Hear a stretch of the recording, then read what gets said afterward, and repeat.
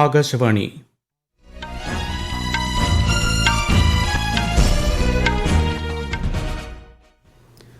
നമസ്കാരം. വാർത്തകൾ വായിക്കുന്നത് അക്ഷയ് ഷാജി.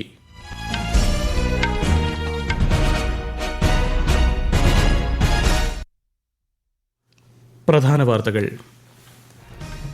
പാർലമെന്റിന്റെ വർഷകാല സമ്മേളനം നാളെ മുതൽ. ഇരുസഭകളുടെയും സുഗമമായ പ്രവർത്തനം ഉറപ്പാക്കാൻ ഇന്ന് സർവകക്ഷി യോഗം ചേരും. ലോക പൈതൃക സമിതിയുടെ 46ാമത് സമ്മേളനം പ്രധാനമന്ത്രി നരേന്ദ്രമോദി ഇന്ന് ഉദ്ഘാടനം ചെയ്യും. നിപ്പ വൈറസ് ബാധ സ്ഥിരീകരിച്ച മലപ്പുറത്ത് പ്രതിരോധ പ്രവർത്തനങ്ങൾ ശക്തമാക്കിയതായി മന്ത്രി വീണ ജോർജ്. പ്രാഥമിക സമ്പർക്ക പട്ടികയിലുള്ളത് 214 പേർ. ആനക്കയത്തും പാണ്ടിക്കാട്ടും പ്രത്യേക നിയന്ത്രണങ്ങൾ.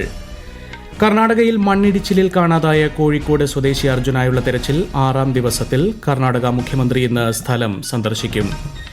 ഏഷ്യ കപ്പ് വനിതാ ട്വന്റി ക്രിക്കറ്റിൽ ഇന്ത്യ ഇന്ന് UAE നേരിടും.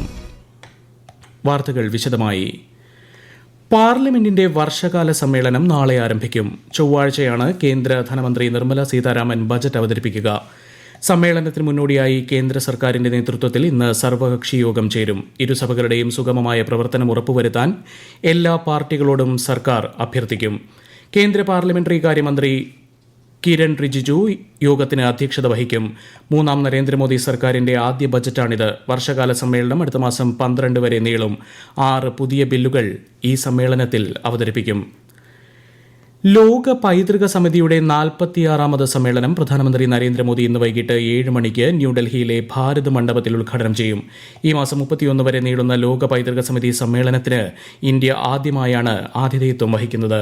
വിശദാംശങ്ങളിലേക്ക്. ലോക പൈതൃക സമ്മേളനത്തിൽ ഇന്ത്യ ആതിഥേയത്വം വഹിക്കുന്നത് സന്തോഷകരമാണെന്ന് പ്രധാനമന്ത്രി നരേന്ദ്രമോദി സമൂഹ മാധ്യമത്തിൽ കുറിച്ചു. രാജ്യത്തിന്റെ പൈതൃകം സംരക്ഷിക്കുന്നതിനുള്ള കാഴ്ചപ്പാടുകൾ കൈമാറാൻ സമ്മേളനം വേദിയാകുമെന്ന് പ്രധാനമന്ത്രി പ്രതീക്ഷ പ്രകടിപ്പിച്ചു. ലോക പൈതൃകവുമായി ബന്ധപ്പെട്ട വിഷയങ്ങൾ ചർച്ച ചെയ്യുന്നതും പൈതൃക പട്ടികയിൽ ഉൾപ്പെടുത്തേണ്ട സ്ഥലങ്ങൾ തീരുമാനിക്കുകയും ചെയ്യുന്നത് ഈ യോഗത്തിലാണ്. നിലവിലുള്ള 124 ലോക പൈതൃക സ്വത്തുക്കളുടെ സംരക്ഷണ റിപ്പോർട്ടുകൾ, അന്താരാഷ്ട്ര സഹായം, പൈതൃക ഫണ്ടുകളുടെ വിനിയോഗം എന്നിവയും യോഗം ചർച്ച ചെയ്യും. 150-ലധികം രാജ്യങ്ങളിൽ നിന്നുള്ള 2000-ഓളം പ്രതിനിധികൾ യോഗത്തിൽ പങ്കെടുക്കും. ഇതിന്റെ ഭാഗമായി ഭാരത് മണ്ഡപത്തിൽ ഇന്ത്യൻ സംസ്കാരം പ്രദർശിപ്പിക്കുന്ന വിവിധ പ്രദർശനങ്ങളും ഒരുക്കും. റിട്ടേൺ ഓഫ് ട്രഷേഴ്സ് എന്ന പേരിൽ രാജ്യത്തേക്ക് തിരികെ കൊണ്ടുവന്ന പുരാവസ്തുക്കളുടെ പ്രദർശനവും ഇതിന്റെ ഭാഗമായി നടക്കും. News desk, Akashvani. മലപ്പുറത്ത് നിപ വൈറസ് സ്ഥിരീകരിച്ചതിനെ തുടർന്ന് പ്രതിരോധ പ്രവർത്തനങ്ങൾ ശക്തമാക്കിയതായി ആരോഗ്യമന്ത്രി വീണ ജോർജ്. നിപ പ്രതിരോധത്തിന് സംസ്ഥാനം സജ്ജമാണെന്ന് മന്ത്രി അറിയിച്ചു. നിപ നിയന്ത്രണത്തിനായി സർക്കാർ ഉത്തരവ് പ്രകാരം രൂപീകരിച്ച SOP അനുസരിച്ചുള്ള 25 കമ്മിറ്റികൾ രൂപീകരിച്ചു. രോഗം സ്ഥിരീകരിച്ച വ്യക്തിയുടെ പ്രാഥമിക സമ്പർക്ക പട്ടികയിൽ 214 പേരാണുള്ളത്. ഇതിൽ അടുത്തിടപഴകിയ 60 പേരാണ് ഹൈ റിസ്ക് വിഭാഗത്തിലുള്ളത്. മഞ്ചേരി മെഡിക്കൽ കോളേജിൽ 30 ഐസൊലേഷൻ റൂമുകൾ ക്രമീകരിച്ചിട്ടുണ്ട്. ഇതുകൂടാതെ കോഴിക്കോട് മെഡിക്കൽ കോളേജിലും ആവശ്യമായ ഐസൊലേഷൻ വാർഡുകൾ ക്രമീകരിച്ചിട്ടുണ്ട്. വ്യക്തിയുടെ റൂട്ട് മാപ്പ് പ്രകാരം ആ സ്ഥലങ്ങളിൽ ആ സമയത്തുണ്ടായിരുന്നവർ കൺട്രോൾ റൂമുമായി ബന്ധപ്പെടണമെന്ന് മന്ത്രി അഭ്യർത്ഥിച്ചു. നിപ രോഗലക്ഷണങ്ങളുള്ളവർ കൺട്രോൾ റൂമുമായി ബന്ധപ്പെടണം. പനിയോടൊപ്പം തലവേദന, ജന്നി, ചുമ, ശ്വാസതടസ്സം, ശ്വാസം മുട്ടൽ തുടങ്ങിയവയാണ് രോഗലക്ഷണങ്ങൾ. മലപ്പുറം ജില്ലയിൽ പൊതു ഇടങ്ങളിൽ ഇറങ്ങുന്നവർ നിർബന്ധമായും മാസ്ക് ധരിക്കണം. അനാവശ്യമായ ആശുപത്രി സന്ദർശനങ്ങൾ ഒഴിവാക്കണമെന്നും മന്ത്രി അഭ്യർത്ഥിച്ചു. മലപ്പുറത്ത് നിപ രോഗം സ്ഥിരീകരിച്ച സാഹചര്യത്തിൽ തുടർ നടപടികൾ ആലോചിക്കാൻ ആരോഗ്യമന്ത്രി വീണ ജോർജിന്റെ നേതൃത്വത്തിൽ ഇന്ന് അവലോകന യോഗം ചേരും. വിശദാംശങ്ങളുമായി ആകാശവാണി മലപ്പുറം ജില്ലാ പ്രതിനിധി സുരേഷ് ബാബു. റൂട്ട് മാപ്പ് ഇന്നലെ രാത്രി ആരോഗ്യവകുപ്പ് പുറത്തുവിട്ടിരുന്നു. ഈ മാസം 11 മുതൽ 15 വരെ കുട്ടിയെത്തിയ സ്ഥലങ്ങളുടെയും സ്ഥാപനങ്ങളുടെയും വിവരങ്ങളാണ് പുറത്തുവിട്ടുള്ളത്. കർശന നിയന്ത്രണങ്ങളാണ് ആനക്കയം, പാണ്ടിക്കാട് ഗ്രാമപഞ്ചായത്തുകളിൽ ഏർപ്പെടുത്തിയിട്ടുള്ളത്. വൈറസിന്റെ പ്രഭവ കേന്ദ്രമെന്ന് കരുതുന്ന പാണ്ടിക്കാട് 3 കിലോമീറ്റർ ചുറ്റളവിൽ അതീവ ജാഗ്രത നിർദ്ദേശം നൽകിയിരിക്കുന്നു. ആരോഗ്യമന്ത്രി വീണ ജോർജ് മലപ്പുറത്ത് ക്യാമ്പ് ചെയ്താണ് പ്രവർത്തനങ്ങൾ ഏകോപിപ്പിക്കുന്നത്. രോഗചികിത്സയ്ക്ക് ആവശ്യമായ മോണോക്ലോണൽ ആന്റിബോഡി പൂനെ വൈറോളജി ലാബിൽ നിന്ന് ഇന്ന് എത്തുമെന്നാണ് അറിയുന്നത്. PPE കിറ്റുകൾ, മരുന്നുകൾ, മാസ്കുകൾ എന്നിവയും കൂടുതലായി എത്തിക്കും. മഞ്ചേരി മെഡിക്കൽ കോളേജിൽ 30 ഐസൊലേഷൻ വാർഡുകൾ ക്രമീകരിച്ചു കഴിഞ്ഞു. നിപ രോഗബാധ സ്ഥിരീകരിച്ച 14-കാരന്റെ സ്വദേശമായ മലപ്പുറം പാണ്ടിക്കാട് സ്കൂൾ ഉൾപ്പെടുന്ന ആനക്കയം ഗ്രാമപഞ്ചായത്ത് പരിധികളിൽ നിയന്ത്രണങ്ങൾ ഏർപ്പെടുത്തി ജില്ലാ കളക്ടർ ഉത്തരവിട്ടു. പൊതുജനാരോഗ്യ നിയമം, ദുരന്ത നിവാരണ നിയമം എന്നിവ പ്രകാരമാണ് ഉത്തരവ്. ഗ്രാമപഞ്ചായത്ത് പരിധികളിൽ ആൾക്കൂട്ടം പൂർണ്ണമായും ഒഴിവാക്കണം.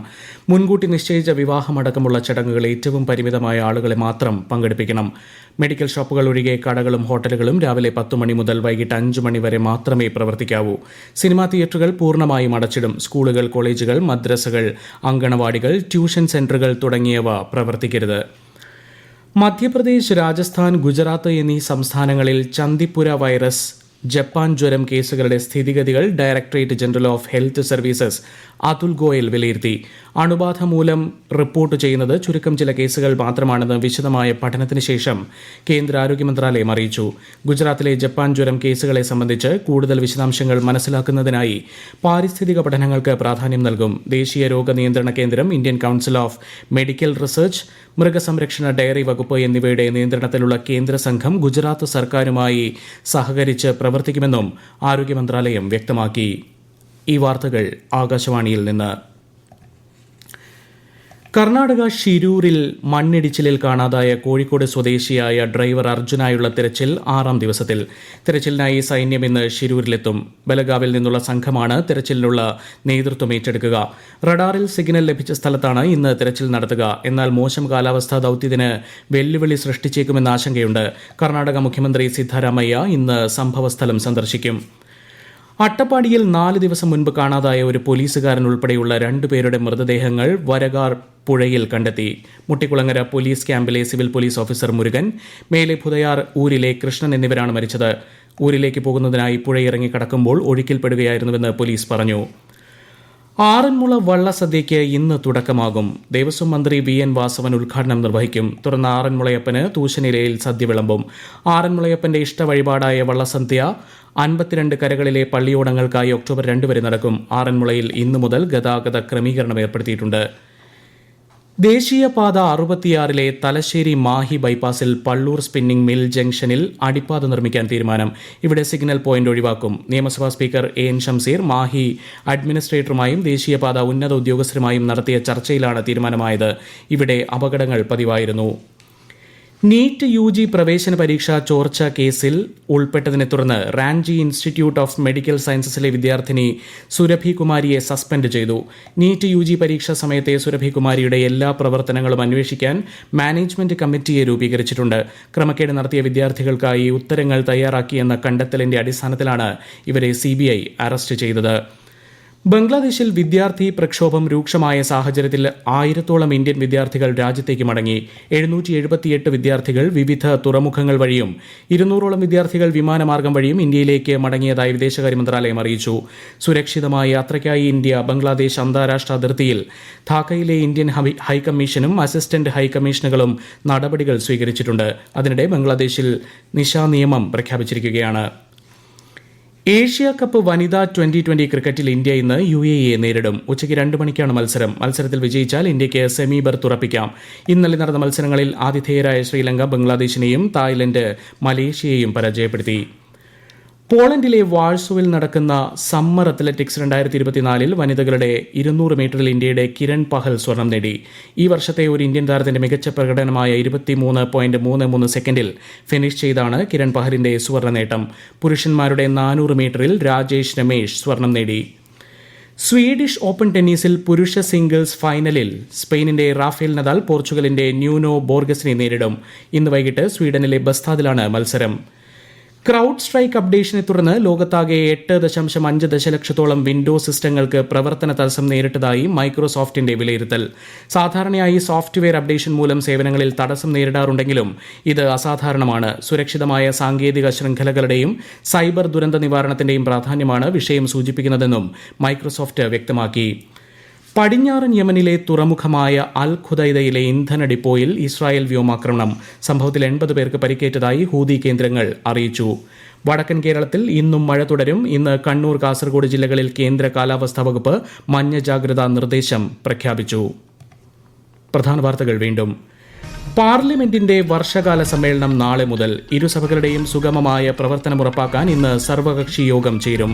ലോക പൈതൃക സമിതിയുടെ 46ാമത് സമ്മേളനം പ്രധാനമന്ത്രി നരേന്ദ്രമോദി ഇന്ന് ന്യൂഡൽഹിയിൽ ഉദ്ഘാടനം ചെയ്യും. നിപ വൈറസ് ബാധ സ്ഥിരീകരിച്ച മലപ്പുറത്ത് പ്രതിരോധ പ്രവർത്തനങ്ങൾ ശക്തമാക്കിയതായി മന്ത്രി വീണ ജോർജ്. പ്രാഥമിക സമ്പർക്ക പട്ടികയിലുള്ളത് 214 പേർ. ആനക്കയത്തും പാണ്ടിക്കാട്ടും പ്രത്യേക നിയന്ത്രണങ്ങൾ. കർണാടകയിൽ മണ്ണിടിച്ചിലിൽ കാണാതായ കോഴിക്കോട് സ്വദേശി അർജുനായുള്ള തെരച്ചിൽ 6ാം ദിവസത്തിൽ. കർണാടക മുഖ്യമന്ത്രി ഇന്ന് സ്ഥലം സന്ദർശിക്കും. ഏഷ്യ കപ്പ് വനിതാ T20 ക്രിക്കറ്റിൽ ഇന്ത്യ ഇന്ന് UAE നേരിടും. വാർത്തകൾ കഴിഞ്ഞു. അടുത്ത വാർത്താ പ്രക്ഷേപണം ഉച്ചയ്ക്ക് 12:30.